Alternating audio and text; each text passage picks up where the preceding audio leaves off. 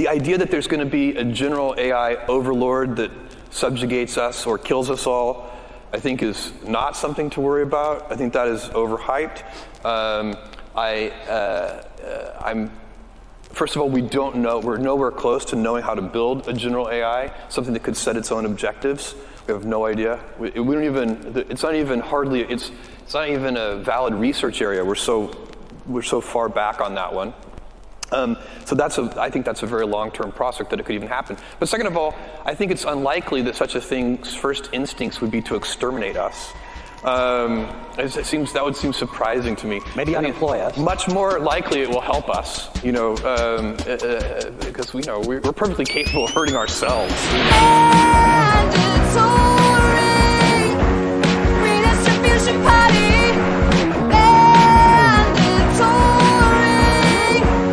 Redistribution Party.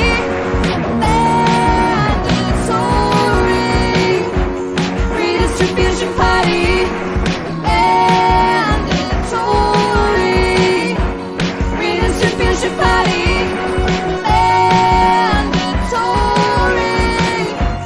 Redistribution Party. Redistribution Party.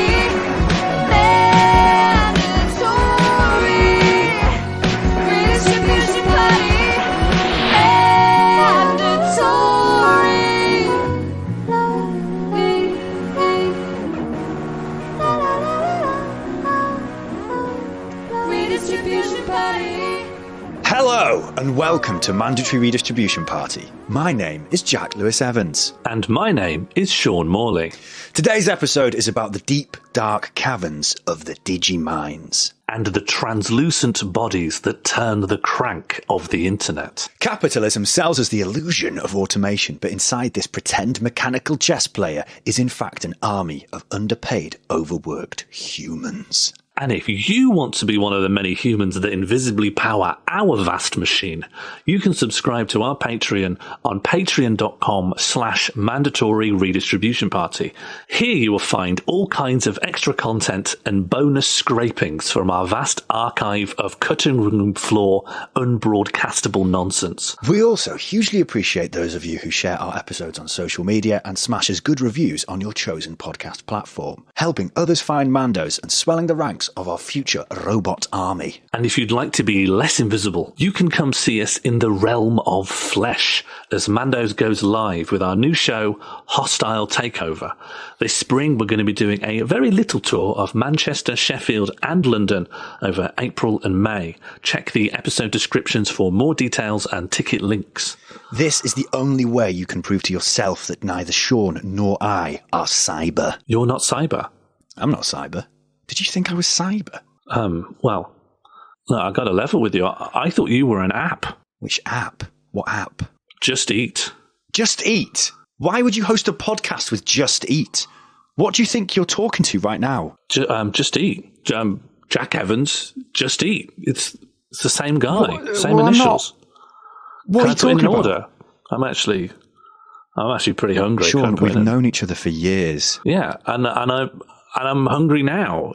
Can I get I'm a human. I'm a person. Can I get a big veggie samosa, like big hot veggie samosa? Who do you think was editing the? What's going on? From a deli. I don't mind where. Just one of the delis. Big triangle. What? Can I just get a veggie samosa, please? All right, fine. One sec.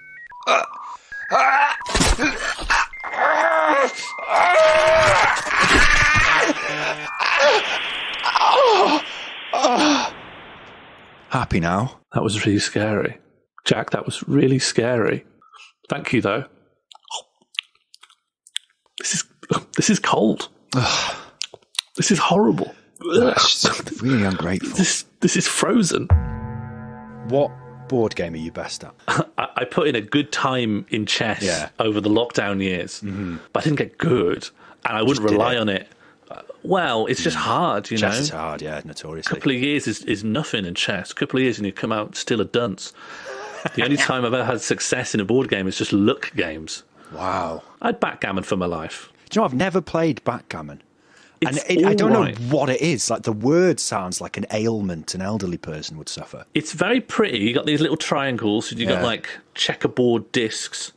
and you just sort of move them around the triangles clockwise based on dice rolls. That's a very succinct explanation of backgammon. I mean, it wouldn't qualify you to play it because you don't know, you don't really know enough. Yeah, you got to learn by based on doing, that. right? But you know what it looks like, you know what it feels like, and that's more important than any rules. My next question is: if you're confident in a game, are you so confident that you could not only defeat people but do so bundled inside a little box, pretending to be a robot? So, am I good enough at a game that I could do it while cramped and hot and? Yeah, I'm talking Mechanical Turk. Oh, I get what you're talking about. Yeah. I'm aware of the 18th century Habsburg trinket. Habsburg trinket. I love the trinket era of like European aristocracy. Yeah. You just want a court filled with junk. Yeah. And that, increases your renown. Are you familiar with the stuffed lion that was owned by the King of Sweden? No, tell me more. So obviously, people want to have these interesting things, and they love exotica. Bringing a giraffe to your court was big news until, you have to look after it, and then you just let it stalk. Yeah. Just let it stalk the suburbs after that. Nipping people through their window. But exotica gets harder to get your hands on the further into Scandinavia you go, because getting something from like Africa, it's just further away. Yeah. And so the King of Sweden got his hands on a lion to be taxidermied, but his taxidermist, understandably, had never seen a lion and didn't really know. Didn't know what it was. Well, he was working on, those kind of really fucked medieval style drawings of this is what a lion is. So he just put stuffing in this body until it looked like that. And listeners, I implore you, look up the stuffed lion. Can I have the experience of the listeners? Let's all do this, right? So, what am I looking for, Sean? I think the stuffed lion of the King of Sweden should get you. Stuffed lion of the King of Sweden. Didn't autocomplete. Interesting. Wow!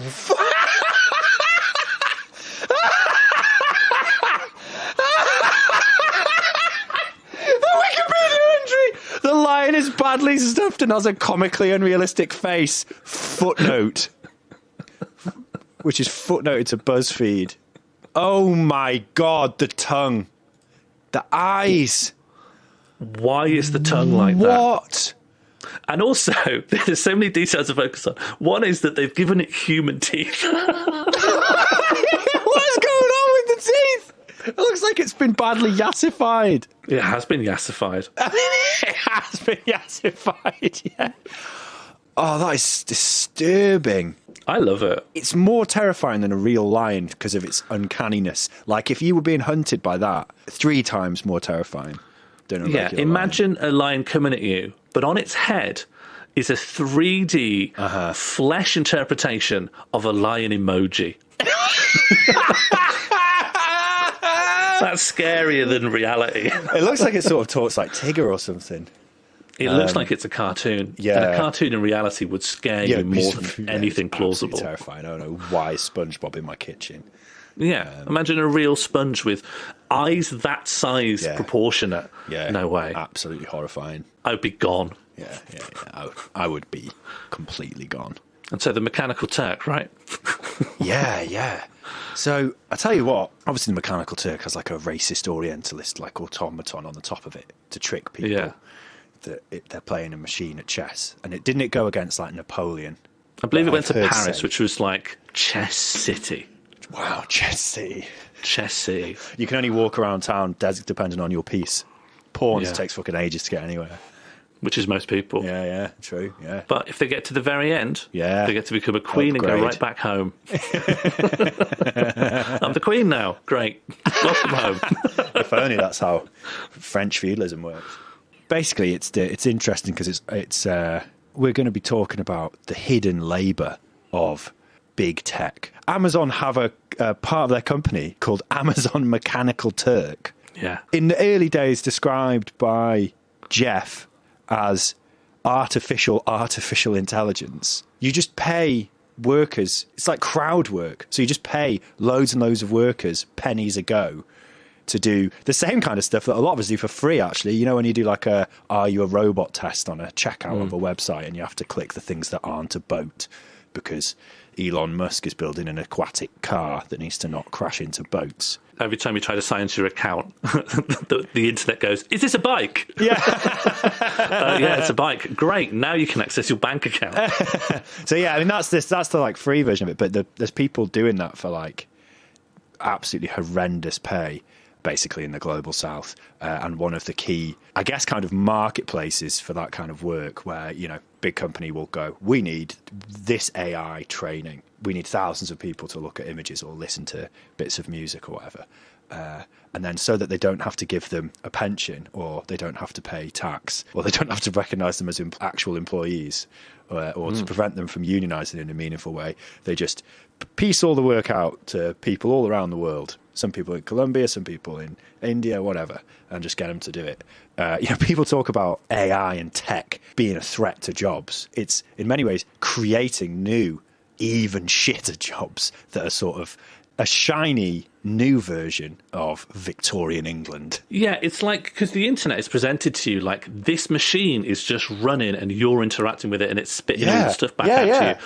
But the internet, you know, the dreams of big tech of entirely automating everything are always, you know, the imagination is always out of step with reality, because in reality, you know, the algorithms can't tell the difference between a leg and a penis, you know, so it doesn't know what to moderate. Exactly. And it can't, Google Translate isn't there for languages, and you don't know what needs moderating in terms of slang because it's constantly changing. So computers can't really handle that because the nuance of language is still not algorithmically understood.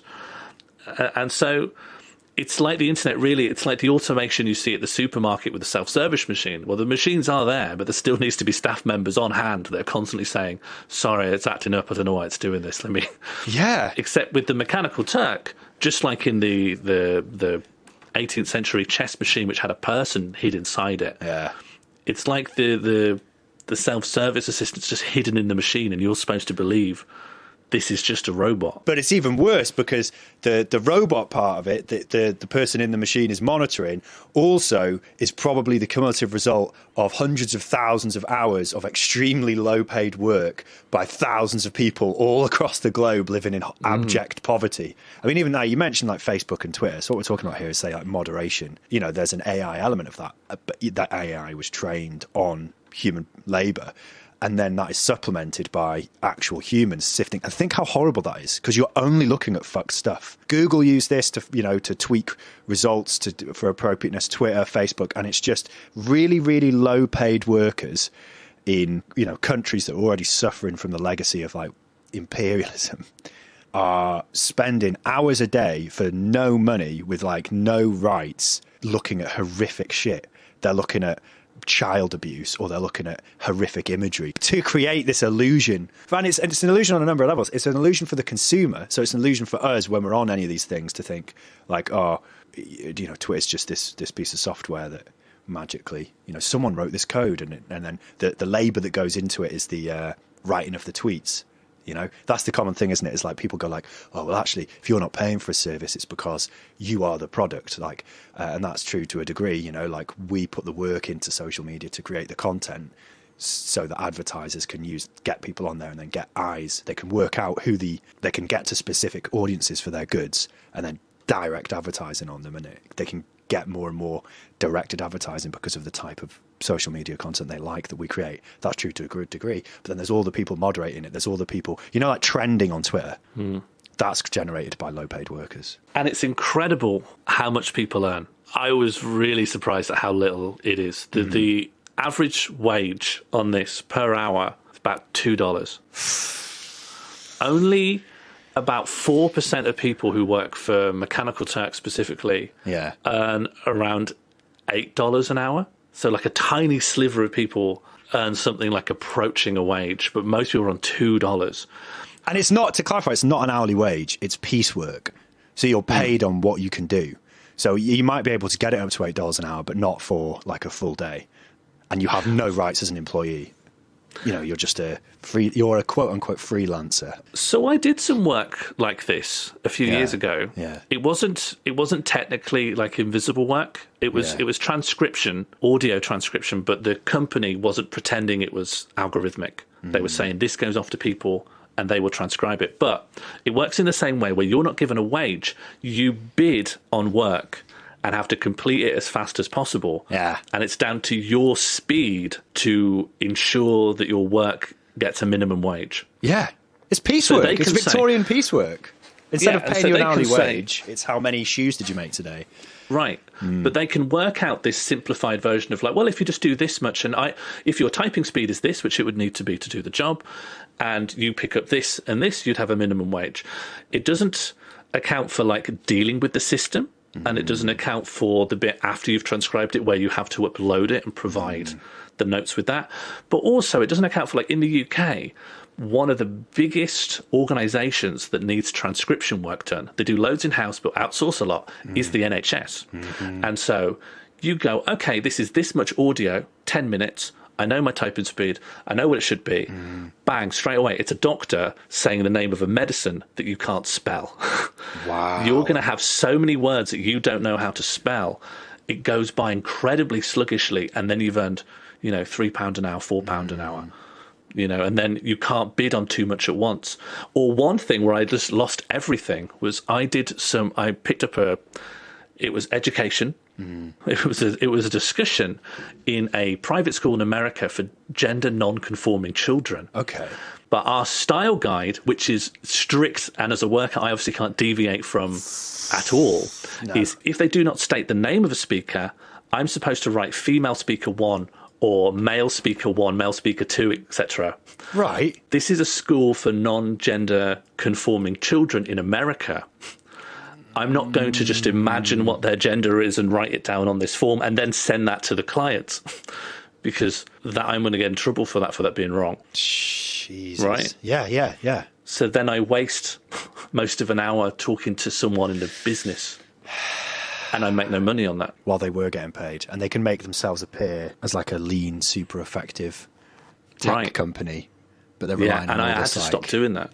Because it's bad. When every second is directly correlated to how much you're being paid for, it sends your nerves to shreds. There's a weird mix of the people who do this in places like America and the UK as well as the global south. They're only available in mechanical turks. They're only available in like 49 countries. There are places outside of that, like they won't let people in like Afghanistan, for instance, access it. So they access it through proxies, and then they end up paying in order to get for a proxy VPN. services that disguise where they're doing it from. And then there's just loads of people actually in America, in the global north, that are doing it because they are completely income insecure as well. Yeah. Everything's gone online, right? The internet is taken away, and then you have to be like an invisible ghost inside the internet taketh and giveth, Sean. It taketh all, and it giveth $2 an hour. Crumb. A wonderful crumb. While dressed in it as freedom and choice for you, for like, it's like a 0 hours contract that framed as like, well, we're going to make you more precarious, but we're going to pretend it's empowering you to choose what you want to do and work your own hours. You get to be an Uber driver, but please pretend there's no one in the car. Do not talk, do not piss. They must believe that they are inside Knight Rider. Well, that's the other one of the things. It's like increasingly because driverless tech, it just isn't there. And again, there's loads of, like the labour we were describing that we don't even get paid for when we click this is a human, this image contains a human thing on a website, as well as all that training labour that goes into it. There's work of like just remote control, so the user wouldn't even necessarily know, where just like a remote person sat somewhere on with a broadband connection is controlling your car. Don't hit them. Yeah. Saving lives on your behalf.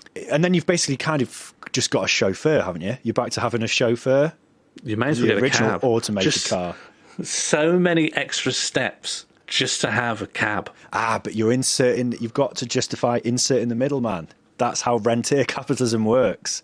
A landlord works by going, you need something, I'm going to insert myself between you and it, and that's how I'm going to make money. And that's what Uber is, isn't it? And that's where the illusion of automation does its job. Yeah.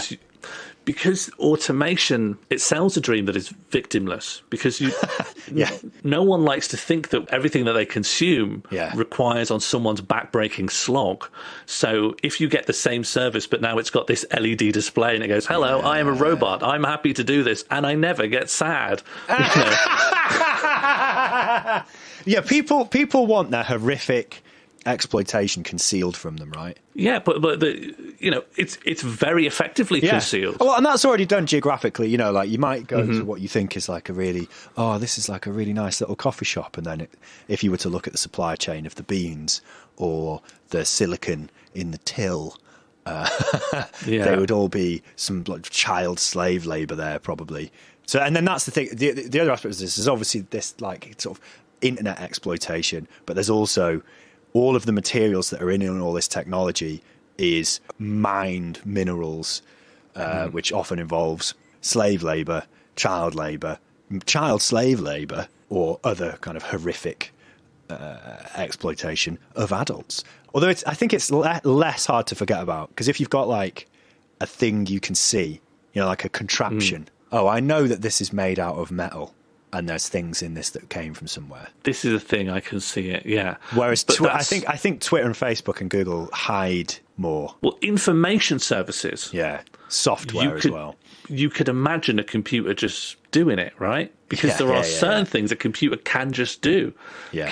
There are some algorithms that are now, it's like, draw me a picture of an elephant. And it looks a bit mad. It looks a bit like you've had a bad dream.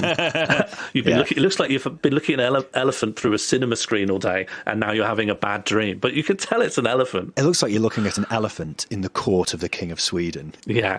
Why has it got human teeth? Why is it smiling at me? Why has it got a thought bubble? And in the thought bubble, it says, kill me. I am dead and want to die. I want to die more.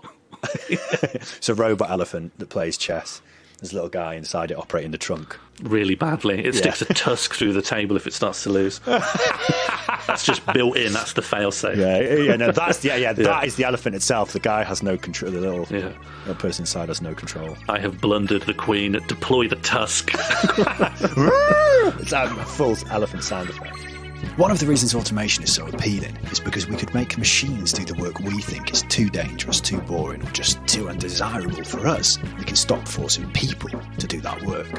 Most people are at least vaguely aware that at the other end of almost every product or service we consume is horrific exploitation of human labour.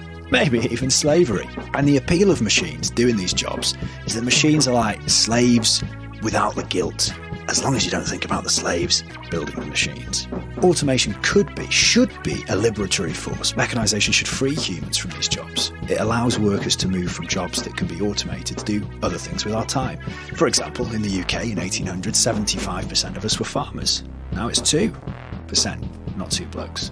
I'm David, this is Bryn, the only people left who know how to grow wheat. You are one quad bike accident away from apocalypse. These are our demands. You might think, wow, it's great that people in the UK don't have to farm anymore. We're free to do more important work like being a bailiff for TV licence or writing tweets for WeBuyAnyCar.com. Side note, the flip side of this is that it's not so much to do with automation as the fact that 80% of British food is imported. The other issue with automation is that it's not just work that's dubiously labelled low-skilled that's automated. Supposedly high-skilled jobs like working for a parasitic banking corporation are susceptible to the robots too. 20 years ago, Goldman Sachs' equity trading desk employed 600 workers, but by 2016, only 2 of them were left. The rest were replaced by an AI. And maybe that's a good thing. We can free people to do more interesting things with their time. Sadly, though, under capitalism, an economy driven by profit, automation is a threat to workers rather than a means of liberation. If the Terminator waved a shotgun in your face and said, "Give me your clothes, your boots, and your Deliveroo bicycle," you'd probably say, "All right, Arnie, take it, lad." You can't steal a job. It doesn't matter if you're a robot or an immigrant. You can't steal a job. It's not a Lucozade or a great idea for a podcast. Under capitalism, bosses employ the cheapest thing. Not only do machines not get wages, they don't eat, they don't need maternity leave, they also don't have trade unions and can't go on strike. Capitalists will use machines to replace workers, then blame the workers' personal laziness for their lack of jobs, meanwhile shifting from profiting from our labour to profiting from the work of machines. The other side of automation, though, isn't the way machines replace us. but the way they are used to make us behave like machines, like an extension of the machine. To the dismay of commercial landlords and property speculators, the pandemic forced employers to let thousands of us work from home. And while employers might like shifting their heating and electricity costs onto their employees, they don't like the loss of control. That's why as people worked at home, we saw a boom in surveillance technology, infiltrating where we live rather than liberating workers. Tech was used to monitor what they were doing on company time. You had bosses monitoring keystrokes, mouse movement, what tabs you had open.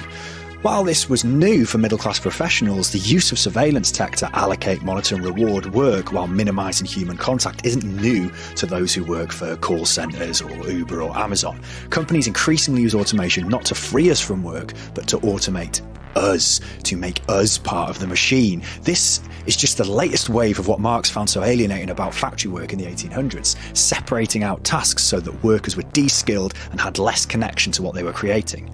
It's the modern incarnation of the factories of Henry Ford and Frederick Taylor. We tend to see the threat of automation as something that replaces the worker, but it's often the grimmest when it replaces or empowers the manager. Ford and Taylor couldn't dream of the extent of how management is now automated. In an Amazon warehouse, work is disciplined digitally. In a sick twist on video game mechanics, workers' productivity is measured and ranked against each other. Those who don't meet the expected level of productivity are sacked, the warning letter and dismissal letter auto-generated. And this isn't just in the warehouse, it's all the way to your door. The reason delivery drivers piss in bottles is because of these digital, gamified targets. Outside the anarchy of capitalism, automation could be a force for good. Instead of becoming part of the capitalist machine, we could reduce the hours we work and increase our time for invention, entertainment, friends, family, whatever we want. But what will make automation a liberatory force isn't the automation itself, but socialism. Under capitalism, all that is automated is, well, capitalism.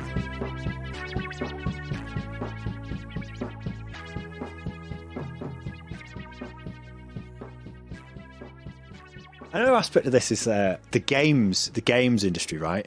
There's loads of horrific stuff in the games industry and horrific business practices like crunch, which is where the actual developers of the game for the months or years leading up to release date go through just masses and masses of overtime, burning everyone out to try to get stuff out.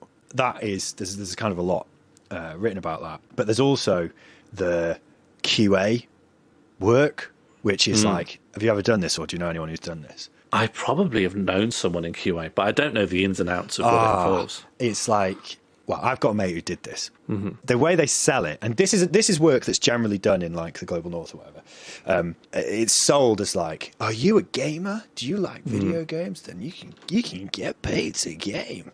And obviously there's loads of things of like, as soon as you begin getting paid for something that was previously play, it's no longer play, regardless of what you're doing in that context. You know, it's something shifts about it.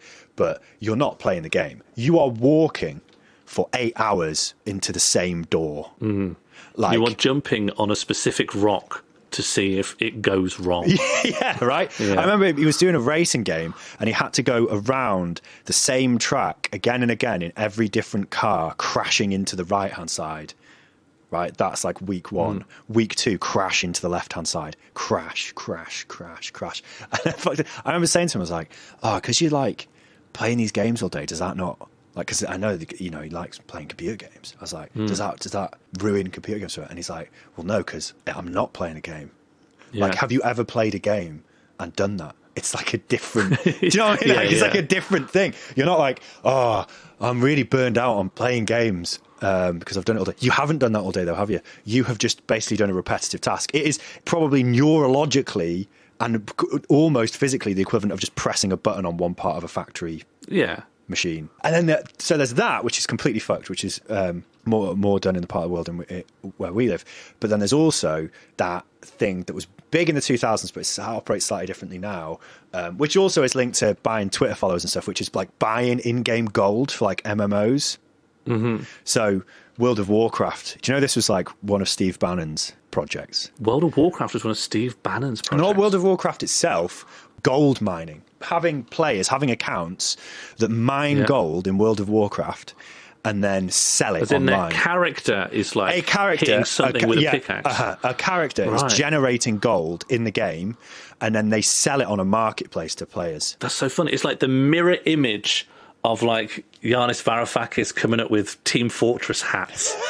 Yeah, It's like yeah, all the these evil political version figures of have it. come up with microtransactions. Yeah, yeah. I mean, you could say that the reason that this has vanished as it was in the mid-2000s is because it's become explicitly integrated into the official games themselves. Yeah. In World of Warcraft, which was obviously absolutely huge in the 2000s, it was like the biggest MMO. Basically, people in China would be paid, and you would have, it wasn't work from home at this period. You would have basically factories, which were hundreds of computers, people sat at the computers on alternating 12-hour shifts, and you would mine fictional gold in the game, and then that would be sold to Westerners. I got addicted to reading weird accounts of people who made a job crunching late games on these big multiplayer games and then eventually getting money so they could hire teenagers in other continents to crunch things and like sell Star Wars high-grade lightsabers in different games and stuff. And it reminds me now of like these like farms where like someone's got a unit and it's just got iPads that are open on various fake social media accounts, and they're either giving watch time to stuff, so to inflate, or someone goes around and just hits like. Sometimes that's actually done manually. A lot of it's automated, but I've seen ones where people just go, okay, we've got an order through for 1,000 likes. Okay, like, because the APIs on a lot of these platforms are a lot better detecting bots. So you just hire someone's finger. Bang, bang, bang, like. Well, that's the interesting thing, because one of the reasons, one reason that it got pulled, well, there's a few reasons. It got pulled in America by a class action lawsuit against Bannon's company. Right. But then they just moved everything outside America, which is where the workers were anyway, right? But then the other thing is, and then this is where you get a really interesting type of worker in in the digital space. Blizzard would employ people to hunt farmers. So your job is you're in World of Warcraft and you have to go and see, this person's just farming gold. So so I'm someone and I'm playing a game for fun, and I see someone on a rocky outcrop while wandering around a fantasy world, and they're mining, and I think, maybe they've been mining for 8 hours. I'm going to watch them and see if they move and do something else. Because if they go and do something else, they're not a farmer. They're just getting some rocks as part of a course of their game. So if you're a farmer and you want to be undetected, you've got to if someone's looking at you, go and fight a dragon and then come back and start. Yes, it's really hard. So the in order to here, let's just go fight an orc. Exactly. So they created. Well, also the farming would involve fighting. So it's quite hard to detect because you might be farming something that a specific enemy drops. So you are fighting enemies, right? But can you see it's really hard? They can't just make a thing that is like an anti-farmer algorithm. You have to pay human beings to police it. It's just like, we're talking about social media and video games separately, but really what we're showing is there's a massive overlap between them, and is social media just one very specific form of video game? Should it be categorized in that way? Who can say? Yeah, so they're then basically hiring electric cops. Right? Well, not even, it's like a souped up CIA game. Surveillance people. Yeah, but it's not like a. It's not like a cop. It's just you've empowered the neighborhood watch or something. You've empowered the nosy people on the forums. Oh well, no, you're not. It says reporting, but the reporting was insufficient. So it's more cops than neighborhood watch. Oh, sorry. It's not you're putting bounties out for players. No, you are hiring. You're hiring someone who's making an account just to. Oh, okay. Yeah. To clarify, that's why. So they have no other purpose in the game, but they're undercover, right? Because the farmers don't want to be able to see that there's cops nearby. Well, they don't give them like a cop skin. That would be foolish. Yeah. How do you do, fellow kids? Yeah, so I also love spies. hitting the brick with their mine. They're spies. But then they've got to do performance of playing the game in order to not make the farmer... Do you see what I mean? It's like really, really complicated. That's grim. Yeah. Well, the other grim thing I read about that is that because at a certain point, wages were increasing in urban China, right? So these jobs were not paying well enough. So they started pulling in agricultural workers. So no joke, people were going from being farmers to farmers. Right. So they were going from being like agricultural labourers who worked on farms to farming fictional stuff on a computer to sell to Westerners who, not in just World of Warcraft, but that still exists in terms of like, you could pay someone to go on your account and level up your character while you're in work, and then you come back and then it's levels higher, and that's someone's job. How fucked is that? It's incredible when these online economies start like reflecting the genuine complexity and real world problems. Like I think EVE Online had a credit crunch. Final Fantasy 14 started having a housing shortage. So people who were ahead started buying up extra houses on different accounts and selling them at an inflated cost because they knew the housing was finite on the servers. Yeah, speculating. Yeah. They were just speculating on, fake houses. Micro-targeting is a pretty straightforward political campaigning tactic. Not all of your voters are going to care about the same stuff, so you vary the message based on the demographics of the person you expect to speak to. If you're talking to someone in their 20s, you can say, I'm going to help find you secure work in this area and get you on the housing ladder. Talking to someone who's in their 40s, can just rattle off the name of a few 80s blockbusters like RoboCop and Blade Runner and Ghostbusters, and eventually they will say, Yeah, dude. and if they're in their 60s, you can promise to bring back Borstals. The only limits to the power and effectiveness of a micro-targeting campaign is just how much data you got. And anything can be useful. You will find banana-level correlations if you've got enough info to crunch. If you got fond memories of street sharks, you're going to vote Lib Dem. If you order snake bite and black at the pub, then you will vote for an independent candidate whose only platform is to reverse the smoking ban. By 2016, Cambridge Analytica had profiling data on 67 million people, most of it harvested from a single innocuous-looking Facebook personality quiz. That is the year when they are hired by Steve Bannon to help shape the digital marketing strategy of the Donald Trump campaign. Bannon's background is in investment banking, and his money tentacles stretch in every which way direction. He owns part of Seinfeld. When Seinfeld goes on the TV, Steve Bannon gets a little bit of money. 10 years prior, he became CEO of a company called Internet Gaming Entertainment, taking over from the former child star of the film, The Mighty Ducks.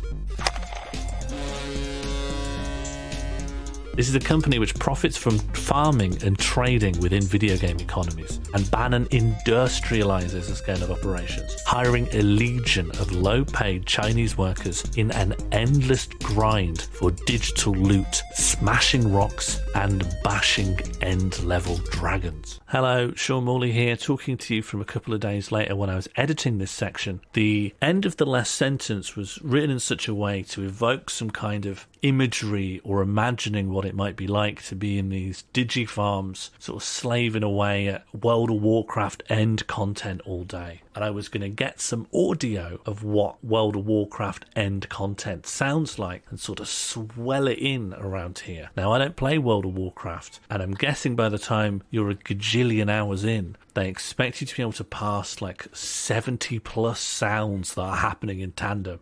But to an untrained ear, it sounds like white noise, and it was incredibly unpleasant. Listen to this.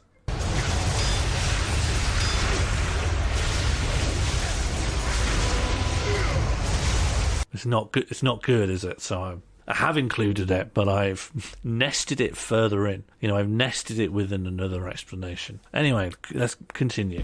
This was Bannon's first exposure to gamers and their communities, what he later described as The monster power of rootless white males.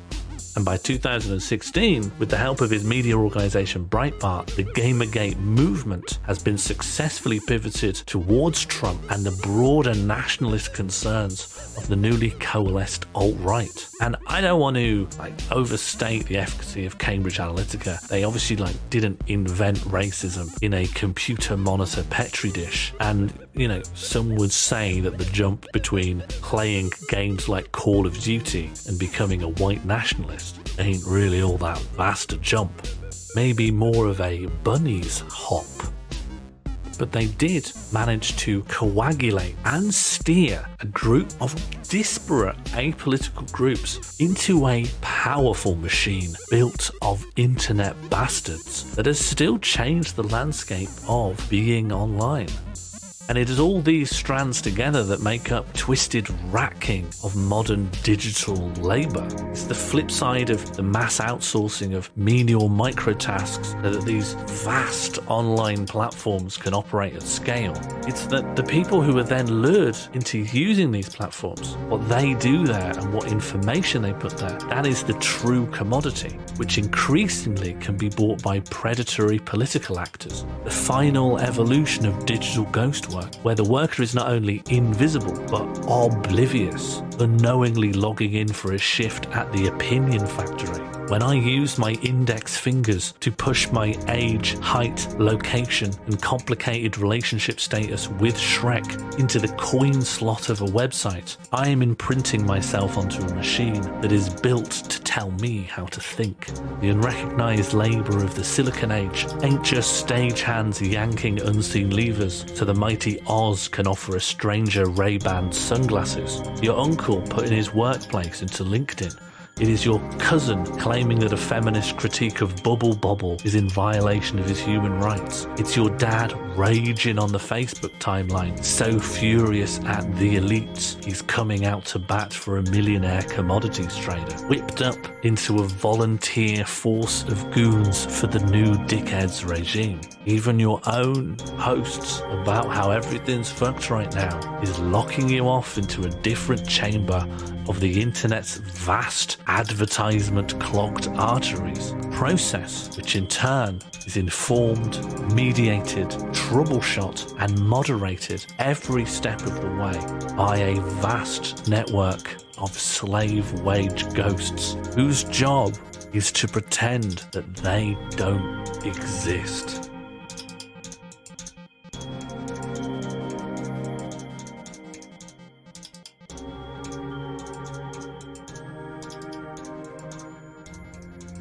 Do you know people are selling runes, Elden Ring runes, on eBay? You know you can get, so in the game Elden Ring, which me and Sean play, you can get an item called like a hero's rune, which Sean found one, right? I remember we were on Discord, right? And Sean goes, wow, I've picked up a massive rune. Picked up a hero's rune 5 in the capital city. Exactly right. And then you ate it, and it gave you 35,000 runes, which is loads. That's loads. Right? You can at least level up, even quite high level. You're gonna get a level up out of that. But people are one of the cool things about Elden Ring is it doesn't have any microtransactions bullshit, which is like integrating into the game the stuff we were just talking about like farmers, where the company just goes, well, you can buy, if you want gold, you can buy it off us. Yeah. Or even more fucked, you can buy a loot crate that might contain gold, or it could contain a stick. Which the EU's done a number on them, right? They've regulated it. They've regulated it, but it went on for quite a lot of years, which we should not forget. It's still similar though. Like what the fix for the loot crate, I believe, is rather than it being random, you just get a blueprint, for example. So you haven't got the thing, you haven't got the item, but you've got the means to make it, and that might involve another microtransaction. Oh my God. It's just reduced the randomness. Yeah. It's because that's the bit that's gambling. That's the bit that's gambling. If you're just shown a ghost of something and go, look, you've nearly got this because you've got the ghost. You just need to pay for this crucifix that brings it back to life, and then it's your friend. More simply and directly exploited, then that's all right. Exactly, yeah. It's just gambling. Gambling bad. Yeah, people... Elden Ring doesn't have these microtransactions. It's very stripped back, and I think that's why people are reacting to it very positively. But the people then just started selling items, weapons and armour as well. Anything with sufficient popularity gains this kind of... it's almost like, if you go to a big enough music gig, there'll be like a scalper. Selling tickets somewhere going, I've found a way of turning this big thing into a way of making a bit of side profit. I know, one thing I've heard is that if you have a really coveted username in certain games, you can either sell it, or I've heard from somebody who's got like a really simple username in Minecraft, like it's like Wolf or Moon or something, just something like that. You can't move for people going, I want to buy that off you, or trying to hack your account, constantly getting hack attempts, because that is so valuable. You're basically not safe. Wow. Yeah. Another argument for going for stupidest name possible. It's the argument for sticking all those like numbers on the end of your name, because that is safety. That's security. No one wants this. I've sullied myself and I'm safe. It's the argument for not going out in your best clothes, just in case. I'll tell you what, the scalper comparison's really good, because there's, when you think scalper and you think like the person outside the gig going like, do you want to buy this? And it's just like twice the price. Right? And they're buying them off people as well. But then there's basically just scalping websites now that, like it instantly gets big, doesn't it? It's not just a guy. It's like events go on sale now and ticket companies still don't do enough to stop people just buying a shitload of tickets. I guess Glastonbury do, but not many of the others. And then they just sell them on. So instantly, like the day something goes on, it'll sell out and then it'll be twice the price on eBay. Straight away. Like instantly. I mean, it's the exact same stuff happened with, to talk about tech again, with like the consoles like PlayStation 5 and Xbox. Instantly, it's like bang.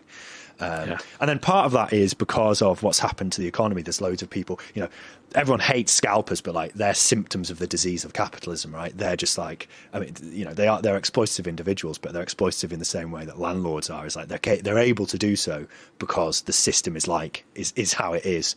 Certain incentives and disincentives has led them to behave in that way. You can't create all the income scarcity, and then there's this massive hustle culture. There's like hustle, do whatever you need to. Don't do that one thing that you could do when all the instructions are like basically written out for you and you can do it. No one's going to stop you and there's no regulation. But don't. It's like, there are so many there are so many TikToks that's just about like reselling stuff. Buying stuff and reselling on Amazon, just moving, especially physical products, moving things online and selling it for slightly more, and just wandering around shops and being like, wandering around Toys R Us and stuff like that and going, look, this easy bake oven, I could make like $3 a unit more. So if I buy 400. So I'm like going over all these children's ovens. Putting it for list on Amazon. This is my grind set. My house is filled with toys I can't get rid of. And on that metric, farming Elden Ring items is a better use of your time, because you don't have to. It's purely electronic, so you don't need a room in your house to store them in. Do you know what I mean? I almost start seeming more sane to stockpile weird virtual currencies, because at least it's contained. So inside the computer. Actually having a +10 Knight's Glaive is a perfectly fine thing to list on your investment portfolio. My investment portfolio should look like, a big coat of arms full of eldritch weapons. This is me. I'm going to make it to the top, to the moon. You're on your tax return, you have to declare the Elden Ring. I put down my accountant and then I put down my covenant.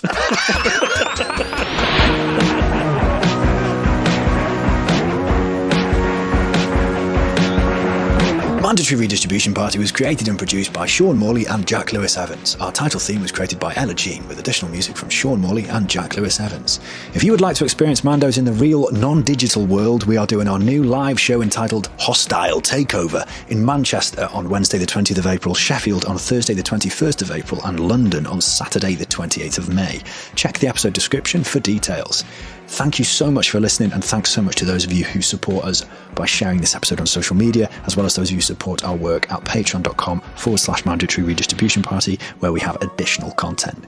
Thanks again, and farewell.